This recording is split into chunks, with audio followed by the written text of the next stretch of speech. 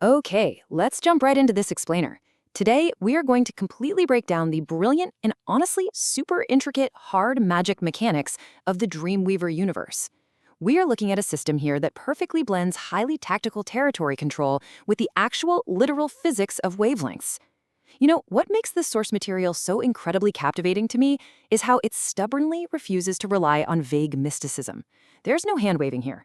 Instead, it aggressively grounds its fantasy elements in real, scientific principles and intense strategic resource management. We're going to examine exactly how the characters in this universe leverage these rigid, unbending rules of their world to pull off completely impossible rescues, and we'll see how understanding the very vibration of atoms isn't just a science lesson, is literally the ultimate weapon. We have a fascinating roadmap ahead today. We're going to start by looking at the Capricorn system's evolution and the specific tactics used for territory capture. From there, we'll dive deep into the literal physics of wavelength harmony. And finally, we'll cover the terrifying reality of destructive decay. Let's get into it. Starting off with Section 1, the Capricorn system's evolution, adapting the environment. So, to truly understand this magic system, I want you to think about its avatar from the source material. It's the amphibious goat. Now, at first glance, that sounds a bit absurd, right? But it's actually a creature that perfectly represents this core theme of evolution and survival on both land and sea. Think back to ancient times in this lore. As massive geological events turned the world incredibly harsh, animals were forced to evolve. They literally altered their lungs to spend unprecedented amounts of time underwater just to survive. And that historical context brings us directly to this somewhat sinister but brilliant quote from the father, which really illustrates the core mindset of successful nations within this universe. He points out that you are essentially a fish out of water in a land not your own. But the lesson he's imparting isn't just about figuring out how to survive, it's about how to conquer. When you are placed in harsh, unforgiving territory and you are starved of resources, you cannot just passively exist and hope for the best. You must force the environment itself to change to guarantee your survival. As he says, lack fuels creativity. It's a ruthless doctrine for sure, but man, is it an incredibly effective way to view strategy. To really wrap our heads around this, we have to look at how Concordia contrasts Capricorn with the other systems. Because remember, this isn't just an isolated power, it's part of a much larger interconnected circle of magic. For instance, you have the Aries and Virgo systems. Now, those are centered entirely around camouflage. Their whole deal is blending in seamlessly with the existing environment, just hiding in plain sight. But Capricorn? Capricorn is totally different. It actually echoes the Aquarius system's theme of immunization.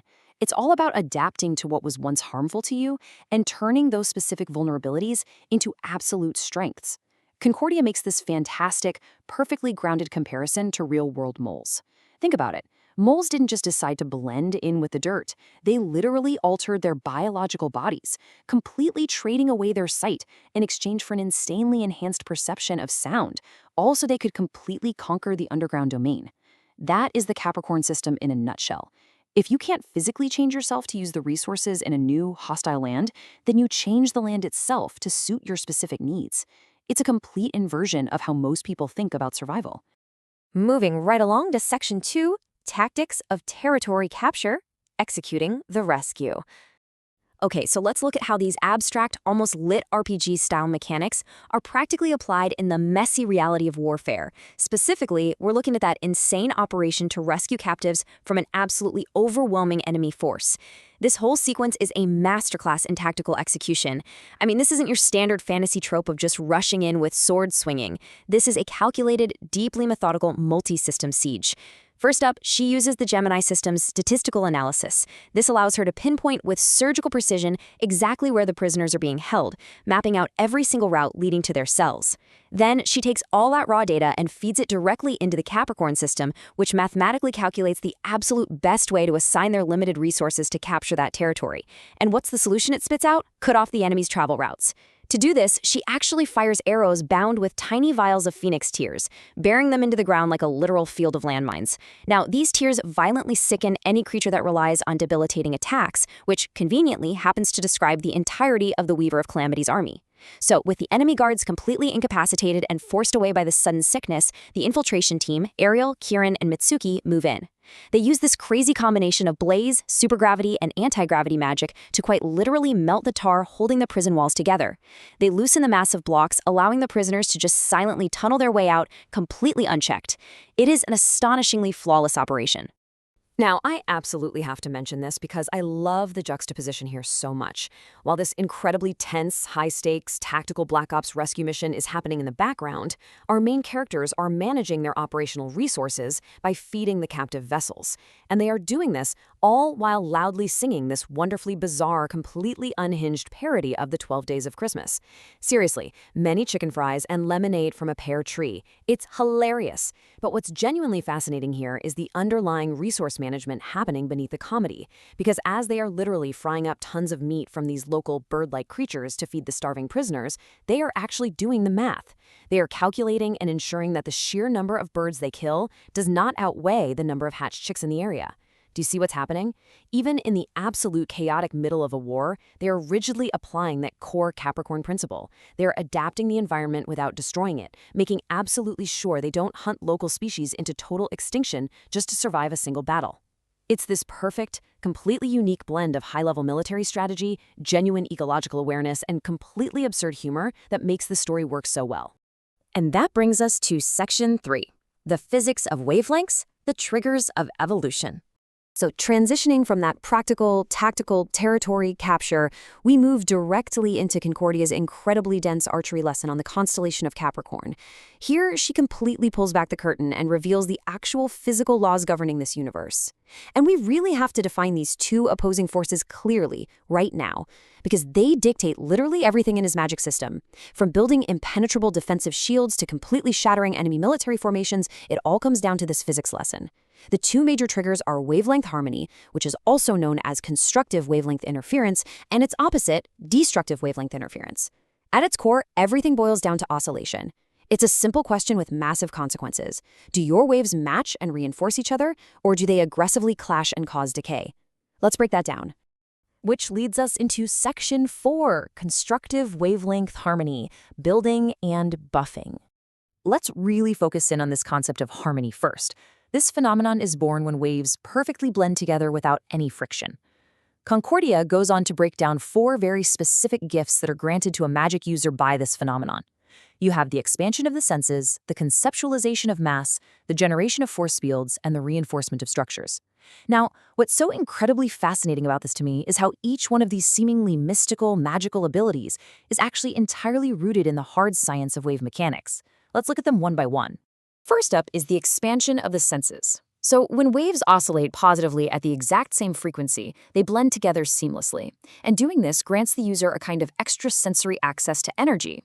The best way to think about this is to imagine the waves essentially acting as biological USB drives, or invisible data storage devices floating through the air. Whenever a wave interacts with any outside force, say a person walking by or a spell being cast, it captures and stores data about that specific interaction. By harmonizing your own internal wavelength with that external wave, you can suddenly perceive and read all the energy data stored within it. You aren't just seeing the world with your eyes anymore. You are literally reading the invisible data signature left on everything around you. It's an incredible recon tool. Next, we have the conceptualization of mass. Now, this one works exactly like an advanced, highly calibrated form of biological sonar. Here's how it works. You take the oscillating vibrations of a wave and you purposefully and rhythmically flow them through a physical structure. Think of a wall or even the ground beneath you. As that wave passes through the object, it naturally sends feedback regarding the mass, the density, and the composition of that structure right back to the source. When the magic user receives that feedback, they convert this oscillating vibration into light waves inside their own mind. By doing this, they can conceptually see the exact mass, chemical makeup, and internal structure of whatever they are targeting. It's like having an MRI machine built into your brain. But this actually leads us to a really fascinating question about the third gift on that list, force fields. Because in this specific universe, you don't just wave your hands and build a magical, glowing brick wall to block an attack. That's not how it works.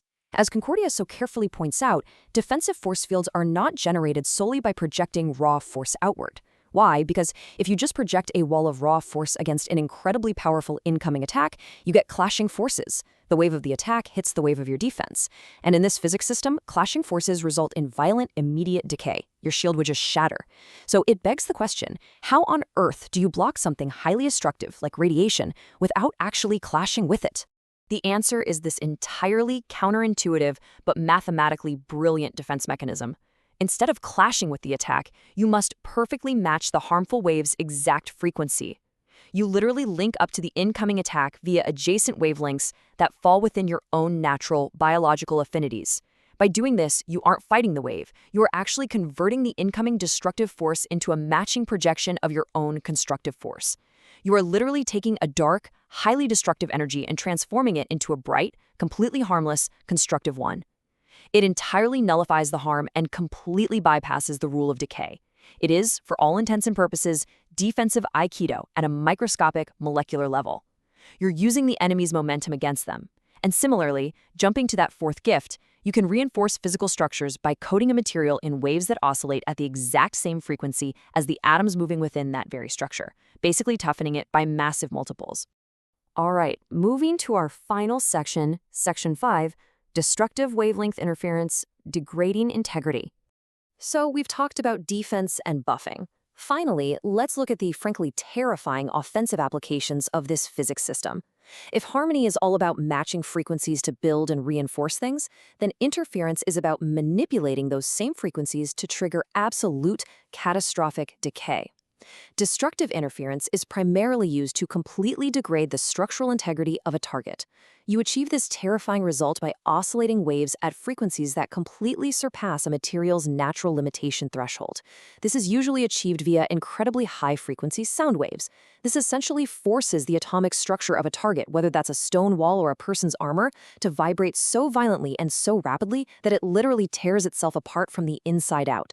You are triggering localized artificial earthquakes, leading to absolute structural collapse. To put it simply, you aren't hitting the wall with a hammer, you are scientifically convincing the wall to shatter itself. And honestly, this perfectly highlights exactly why this particular magic system is so incredibly compelling to read about. The source explicitly grounds this fantasy magic in real-world physics and actual human history. Corcodia uses the exact same examples we use in the real world when we explain resonant frequency in a science class. She compares this destructive interference to an opera singer raising the pitch of their voice to perfectly match the resonant frequency of a wine glass, causing the sound wave to reverberate until the glass violently shatters. It's the exact same science, just scaled up. In fact, she scales it all the way up to the ancient fall of Jericho, portraying that biblical event as an early massive application of destructive wavelength interference, causing the instantaneous collapse of massive stone structures. She even touches on ancient real-world warfare tactics, like Gideon's battle with the Midianites, where armies would use deeply irritating, extremely high-pitched sounds to make enemy horses or elephants go entirely berserk. It was a way of completely shattering the tight organization and coordinative abilities of heavy cavalry formations without ever swinging a sword. It's taking historical fact and weaving it flawlessly into fantasy mechanics. So, bringing it all together, we have seen how the Capricorn system demands constant, ruthless evolution. We've seen how it allows a small, mathematically precise force to adapt an enemy's own territory into a devastating trap.